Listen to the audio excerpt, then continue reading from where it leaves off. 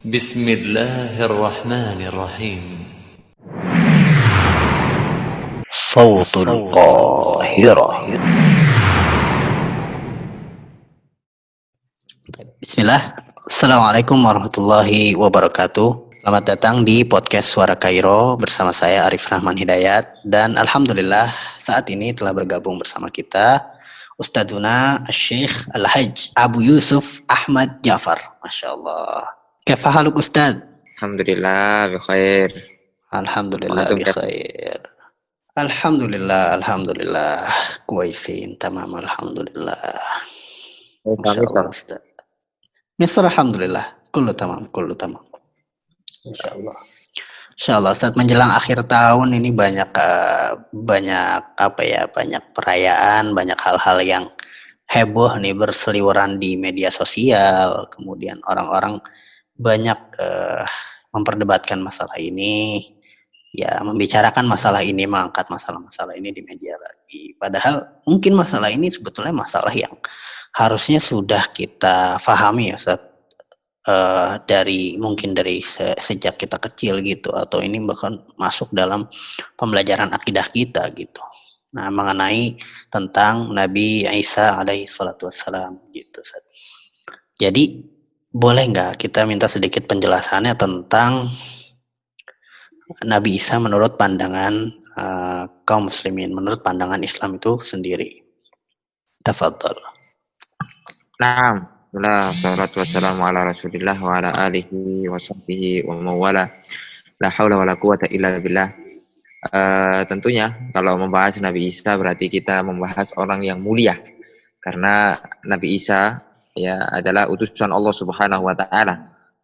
Dan inilah yang diyakini oleh kaum muslimin, orang-orang Islam meyakini bahwasanya Nabi Isa adalah hamba Allah dan utusan Allah Subhanahu wa taala. Dan berbeda ya pandangan ini dengan orang-orang Yahudi yang mana mereka menganggap Nabi Isa adalah anak zina dari ibundanya Maryam. Adapun orang-orang Nasrani, ini lebih parah ya. Kalau tadi pelecehan, kalau ini lebih parah ya.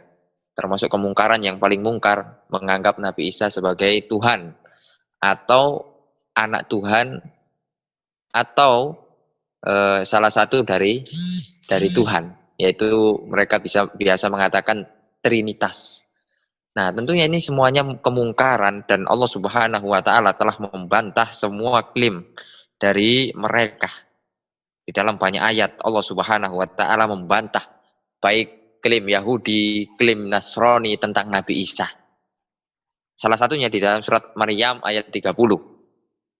Allah mengatakan qala inni abdullahi ataniyal kitabah wa ja'alani nabiyya. Dia Isa berkata, yaitu Isa mengatakan sesungguhnya aku hamba Allah Subhanahu wa taala. Nah, ini membantah kaum Nasrani yang mengatakan Isa itu tuh Tuhan. Ya. Oleh karenanya telah kafir ya orang yang mengatakan bahwasanya Isa itu tuh Tuhan. Di dalam ayat yang lain Allah mengatakan laqad kafarul ladina qalu innallaha huwal Isa bin Maryam. Telah kafir orang yang mengatakan bahwasanya Isa ibnu Maryam itu adalah Allah atau Tuhan. Nah, ini ayat yang tadi ya Maryam ayat 30 itu membantah. Nah, kemudian ataniyal kitab, dan Maryam itu diberikan kitab oleh Allah Subhanahu wa taala, diberikan wahyu, yaitu kita kenal dengan Injil ya. Dan akidah Ahlussunnah wal Jamaah mengimani kitab-kitab yang diturunkan oleh Allah Subhanahu wa taala, baik yang ada namanya ataupun yang tidak. Dan kita mengimani bahwasanya kita tidak mengambil hukum lagi ya dari kitab Injil karena sudah ada Al-Qur'an yang merupakan wahyu Allah Subhanahu wa taala kepada Nabi Muhammad SAW, dan itulah yang diamalkan. Adapun kutub-kutub yang sebelumnya maka itu telah dihapuskan hukum-hukumnya dan sudah diganti oleh Al-Qur'an. Kemudian dalam ayat yang ke-30 tadi Allah melanjutkan wa ja'alani nabiyya. ya, dan Allah Subhanahu wa taala menjadikanku, kata Nabi Isa, yaitu seorang nabi. Nah, ini juga membantah klaim dari orang-orang Nasrani yang mengatakan bahwasanya Nabi Isa itu adalah Tuhan atau anak Tuhan. Kemudian ikhwani fiddin rahimani wa rahimakumullah, dalam ayat yang lain, ya, di dalam surat Al-Maidah ayat 72, ya, Allah Subhanahu wa taala juga sangat memberikan peringatan yang sangat keras, ya, mengatakan bahwasanya Allah itu Isa itu adalah anak Tuhan, atau Isa itu adalah Tuhan itu sendiri. Allah mengatakan laqad kafarul ladzina qalu innallaha huwal masihu ibnu Maryam. Telah kafir orang yang mengatakan bahwasanya Isa itu adalah Allah Subhanahu wa taala. Wa qala al-masihu ya bani Israil a'budullaha rabbi wa rabbakum. Padahal Isa memerintahkan kepada kaumnya, ya, untuk apa? Menyembah Allah Subhanahu wa taala. Innahu may yusyrik billah, sesungguhnya orang yang berbuat syirik kepada Allah Subhanahu wa taala, faqad harramallahu alaihil jannah, diharamkan baginya surga, wa ma'wahun nar, dan tempatnya di neraka, wa malid zalimina min ansor, dan bagi orang-orang yang zalim tidak ada penolong sedikit pun.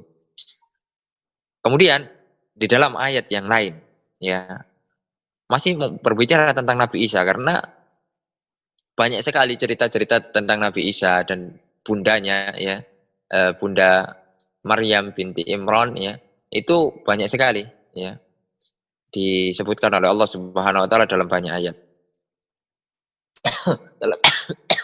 Salah satunya Allah mengatakan lagi, wa id qala Allahu ya Isa bin Maryam, ya, tatkala Allah Subhanahu wa taala berkata, wahai Isa bin Maryam, anta qulta lin-nasi ittakhiduni wa ummiya ilahaini min dunillah, apakah kamu, ya,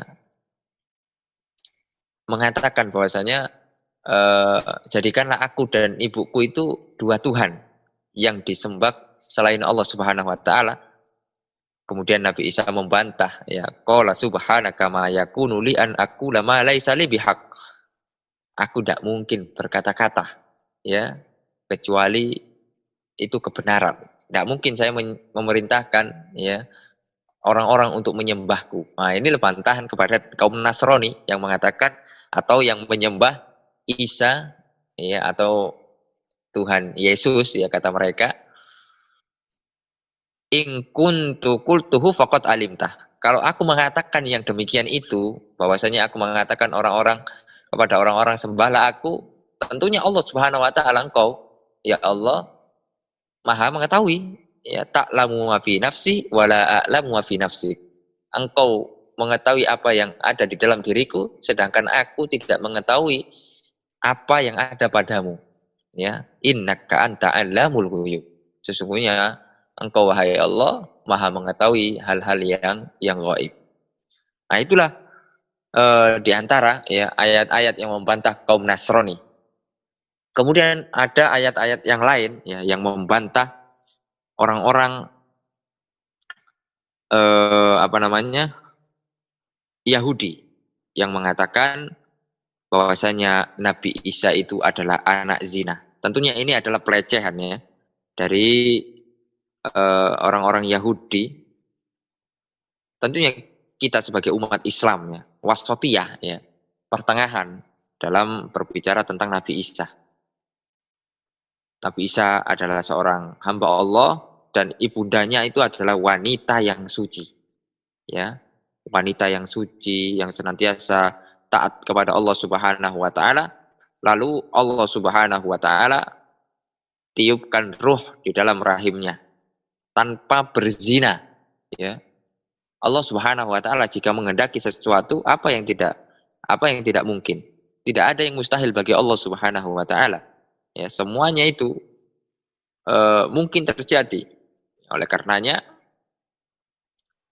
ketika Allah Subhanahu wa taala meniupkan ruh kemudian Maryam itu hamil, ya, maka itu adalah sudah ketentuan Allah. Kita sebagai umat muslim harus mengimaninya. Tidak boleh kita mengingkarinya. Nah, kemudian tentang masalah Nabi Isa ya. Ini adalah permasalahan yang setiap tahun berulang. Tapi inilah perspektif Islam ya, yang wasatiyah yang perlu kita ketahui ya. Itulah wallahu taala a'lam bishawab. Masya Allah, jazakumullah khair Ustaz atas penjelasannya. Jadi memang intinya kita sebagai kaum muslimin harus berlepas diri ya dari tuduhan-tuduhan terhadap Nabi Isa oleh orang Yahudi dan juga orang Nasrani. Gitu, yang mana orang Yahudi melecehkan ibunda Nabi Isa telah berzina. Kemudian orang Nasrani mereka hulu sehingga menempatkan Nabi Isa sebagai Tuhan atau bahkan sebagai anak Tuhan. Ya. Yang mana ini juga merupakan bagian dari kesyirikan. Maka sudah sepatutnya lah kita kaum muslimin untuk bisa ya bersikap ya pertengahan untuk menyikapi tentang kedudukan Nabi Isa ini gitu. Alam. Jazakumullah khairan Ustaz atas kehadirannya sekali lagi. Barakallahu fikum. Semoga Allah Subhanahu wa taala mengampuni kita semua dan menjadikan kita hamba-hambanya yang senantiasa istiqomah di atas jalannya. Allah taala alam. Wassalamualaikum warahmatullahi wabarakatuh.